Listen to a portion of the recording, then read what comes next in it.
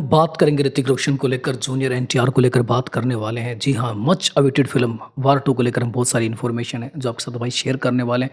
ये तो आप सब जानते हैं कि वार 2 जी हाँ दोस्तों, मच अवेटेड फ़िल्म है, जिसको लेकर हाइप ज़बरदस्त है और पिछले पार्ट ने भाई ज़बरदस्त कलेक्शन किया था। तो उस फ़िल्म को लेकर अभी बहुत सारी इन्फॉर्मेशन है, जो वन बाय वन आपके साथ शेयर करने वाले हैं।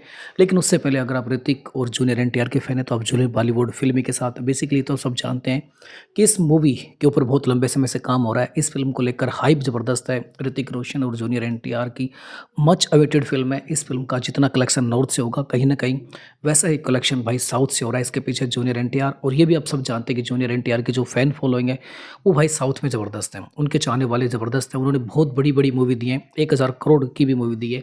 अभी आप हाल में देखा था कि जूनियर एनटीआर का भाई बर्थडे सेलिब्रेशन किया गया था, और वहाँ पर जो फैन्स थे, उनको एक स्पेशल गिफ्ट दिया गया था। जूनियर एनटीआर के बर्थडे के ऊपर इस मूवी का एक टीज़र आउट किया गया था।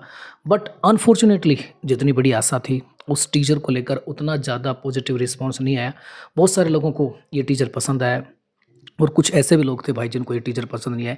अगर मैं कहना चाहता हूँ, इस टीज़र को लेकर मिक्स रिएक्शन आए थे।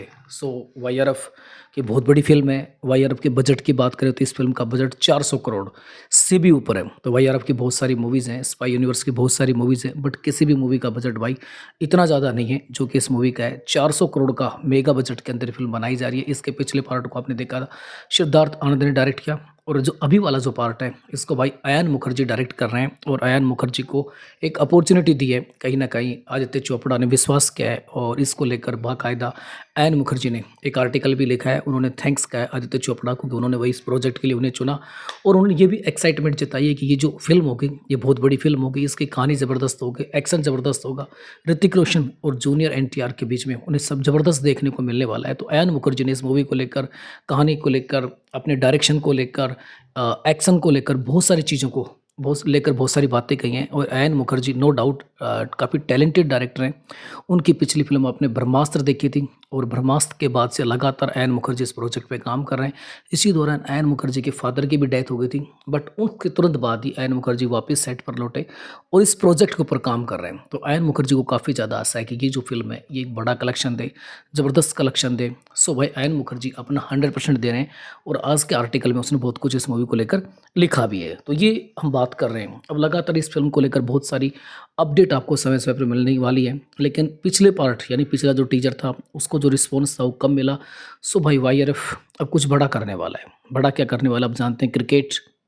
क्रिकेट का महाकुंभ चल रहा है, आईपीएल चल रहा है, और आईपीएल जानते हैं इंडिया, ओवरसीज़, अदर कंट्रीज़ में देखा जाता है। सो भाई इसका फ़ायदा कहीं न कहीं उठाना चाहता है बेसिकली वाईआरएफ, इसका फ़ायदा उठाना चाहता है।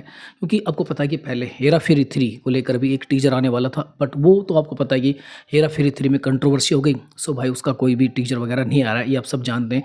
सो कहीं न कहीं अब इसका फ़ायदा उठाना चाहता है वाईआरएफ, और वाईआरएफ जो आईपीएल का फाइनल है 3 जून को, जी हाँ दोस्तों 3 जून को इस मूवी का एक प्रोमो लेके आ रहा है। ऐसी खबरें निकल कर आ रही है कि इस फ़िल्म का एक प्रोमो आ रहा है। उस प्रोमो के अंदर भाई ऋतिक रोशन और जूनियर एनटीआर के बीच में फाइटिंग सीन दिखाए जाएँगे। स्पेशल रूप से प्रोमो छोटा होगा, और उसके अंदर स्पेशल रूप से फाइटिंग सीन होंगे, जो बेसिकली ऋतिक रोशन और जूनियर एनटीआर के बीच में होंगे। ज़बरदस्त फाइटिंग सीन होंगे।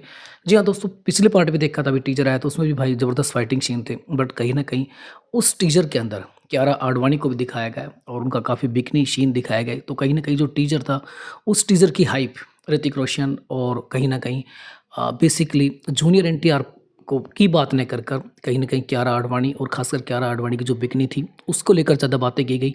तो वाईआरएफ को ये महसूस हुआ कि भाई कहीं न कहीं उन्होंने गलती कर दी है कियारा आडवाणी को इस टीज़र में लाकर, और ख़ासकर उनका जो लुक था, बिकनी वाला जो लुक था, उसको दिखाकर कहीं न कहीं मिस्टेक कर दी है।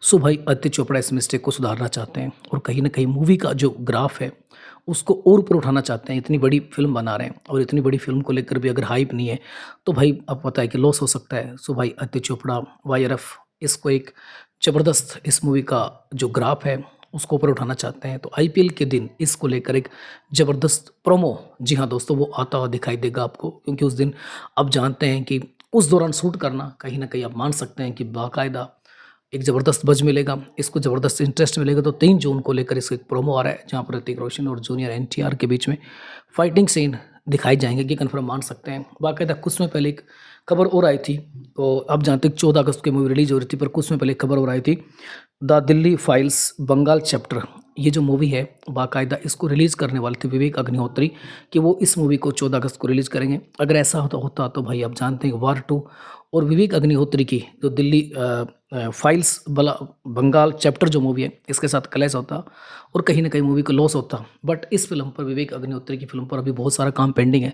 सो भाई ऐसी खबरें निकल कर आ रही हैं कि बाकायदा ये जो फ़िल्म है ये आगे चली जाएगी और इंडिपेंडेंस डे पर अब सोलो रिलीज़ होने वाली है वार 2। जी हाँ दोस्तों, वार 2 भाई सोलो रिलीज़ होने वाली है। हालाँकि कुछ खबरें साउथ से भी रजनीकांत की मूवी को लेकर आई थी, बट वो साउथ की मूवी है। लेकिन यहाँ पर हिंदी बेल्ट में तो ये सोलो रिलीज़ होगी। उसको भी देखते हैं अभी क्या होता है, क्या नहीं होता। बाकी इस अगले प्रोमो को लेकर आप कितने एक्साइटेड हैं? अपनी राय ज़रूर दीजिए।